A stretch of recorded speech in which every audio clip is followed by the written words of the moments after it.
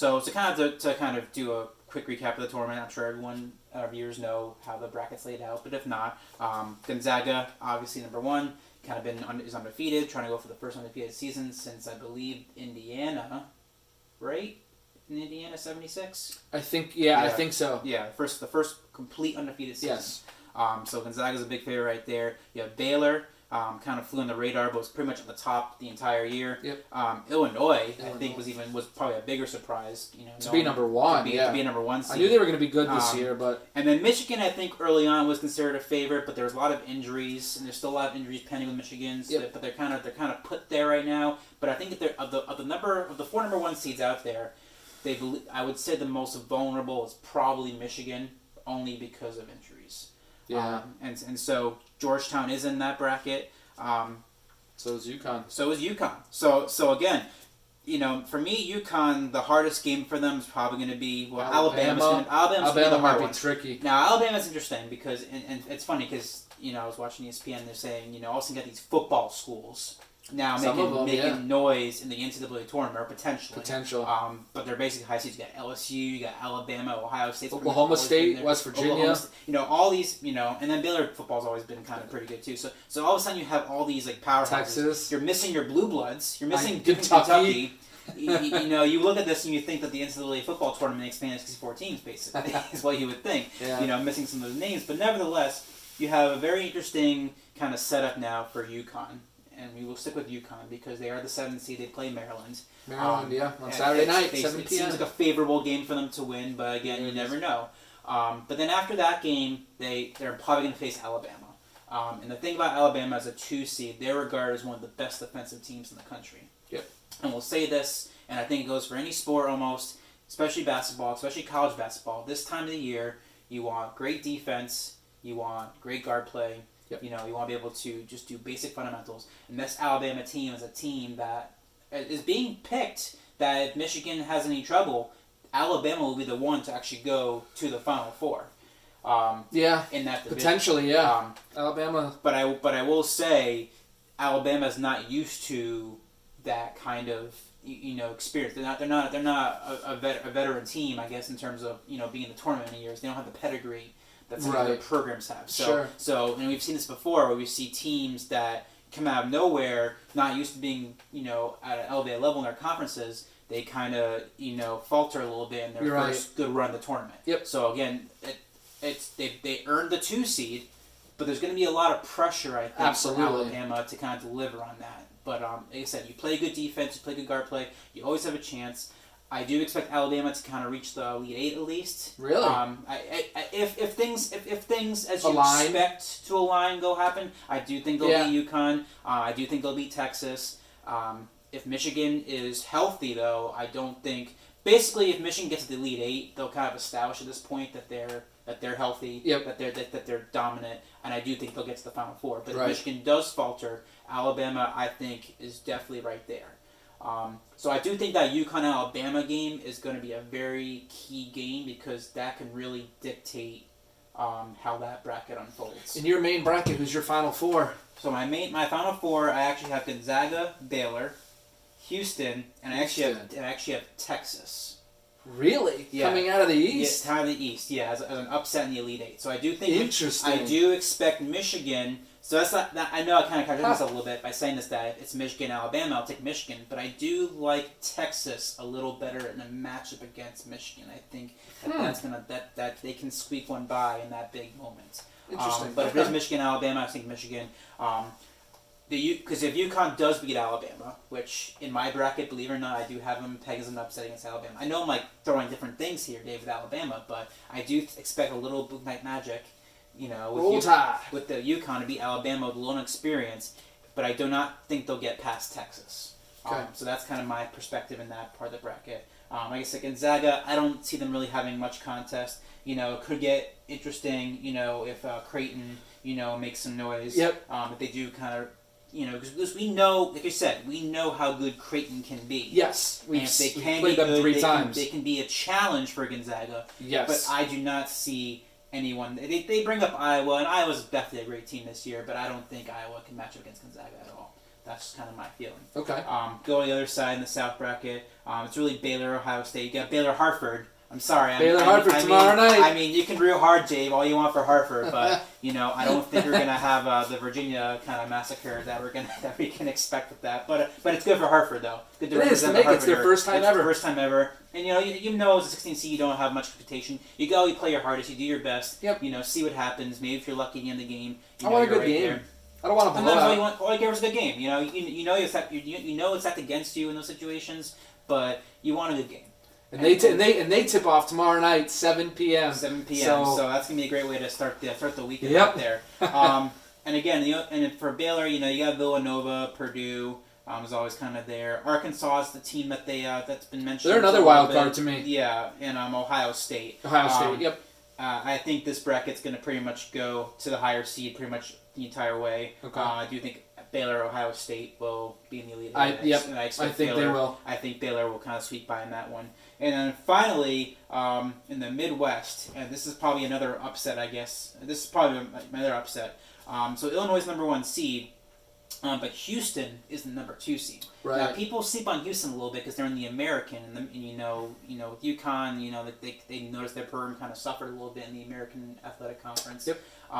But the cream of the crop of the American Athletic was always Houston. Oh yeah. It was pretty much always Houston. Houston, Cincinnati. Yeah, but mainly in those years it was Houston. Yeah. And I think this is one of the more stacked teams that Houston's had. They're good. They're good. And so they only have 3 losses all year. I think it's one of those things where, again, I'm playing my heart a little bit, Dave, that I don't think they're better than Illinois, but I feel like somehow the cards are just going to fall the right way, and I can see Houston getting by in the Elite 8 game against Illinois. Interesting. So because when you pick these tournaments, you could be that guy who just picks the high seed all the way to the top, and just go by odds. Yeah. But eventually you have to pick some games, some upsets, and it's I'll admit, Dave, it's pretty random. It's no one can pick a perfect bracket, but you try to find matchups where they seem like good matchups, and you say, okay, well, if this goes this way and this goes that way, maybe that can happen. And so that was a game where I chalked up saying I could see Houston, in a tight game late, just making a few key shots, and they can squeeze one out, past Illinois. So I have Texas, Houston, Baylor, Gonzaga in my Final Four. Like I said, Gonzaga to the final. I do pick Houston over Baylor again. I have Gonzaga, Houston in the championship game. But to me, this is Gonzaga's year. That's what everyone's saying, man. And we've been saying it for a few years now. And you think, when's the time going to run out on Gonzaga? But you know what, Dave? I don't know. Just, especially when you have the Blue Bloods not there this year, I almost want to say that it's kind of aligned. If Gonzaga does not win the championship this year, I mean, they're out of excuses. I mean, this is kind of sounds like a Yankee perspective. Yeah, it's like this is the Yankees '98 basically. Or Yankees 2021 or 2020. Yeah, that's true. We've got the roster to do it, man. Yeah, but this is probably the most stacked team that they've had. Yes. They've proved it by going undefeated. Some of the wins have been very convincing. Now, granted, they don't play in a strong conference, but they played on non-conference against some competitors. They played Kansas. Iowa, they played Kansas, Iowa. They had no problem, and they had no problem getting by these teams. They really only had a few close games. Yeah. So I mean, it is Gonzaga's year to lose it. If the season is the evidence to support a team win the national championship, right? Gonzaga has the entire pedigree to do it this year. So I do fill multiple brackets, Dave. So in four of my 5 brackets, I do have Gonzaga winning the whole thing. I do reserve UConn winning one of them. As a UConn alumni, I had to put one. And Dave, 2014, I did that. I had one bracket, of course, where UConn's a 7th seed back then. And 7th seed out of the East. No one really thought they were going to win. Eric, what happened last time UConn was 7th seed out of the East? What happened? They won it all. So just saying. So I do have one bracket reserved for UConn winning the whole thing, but they do have to beat Gonzaga to do that. Know. So I know. They probably have to do that, but yeah, I do think Gonzaga is the clear-on favorite. But again, that's what you love about the NCAA. It is, man. Is that and it's one and done. Even when you think you got it figured out, or even if you think you make the best educated guesses, there's always something that just throws you. People always are gonna ask me who are your upsets in the first round? It was like win one Cinderella's kind of story, but not really get all the way. If you had to pick one, though, what would be your one that you're going to hang your hat on?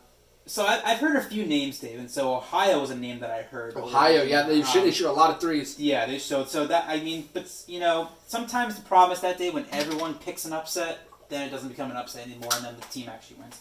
Sometimes, yeah. You're going to find this very interesting, but I'm going to say Eastern Washington over Kansas. Can I have what you're smoking, please? Why? Dave, explain. These are the games. These are the kind of games that you look at a piece of paper. It's true. And you're saying there's no way. freaking way that this is gonna happen. Right.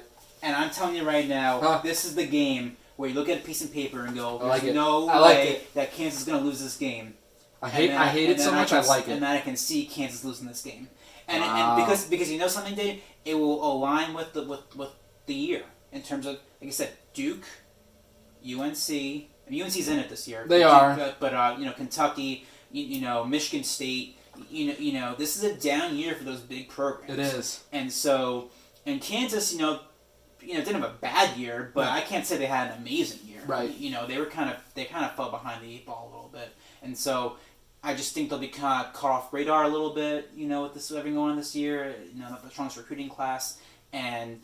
If it's in that first round that teams that nobody has a shot, they have nothing to lose. They have no pressure on them. They just go. They just do their thing, and I could see that kind of happening. Gotcha. So yeah, that Eastern Washington. I don't really have too much Eastern Washington else. Fans. You heard it. If you want a couple 11 seed or something, I'll say Syracuse beats San Diego State. What else do I have in here?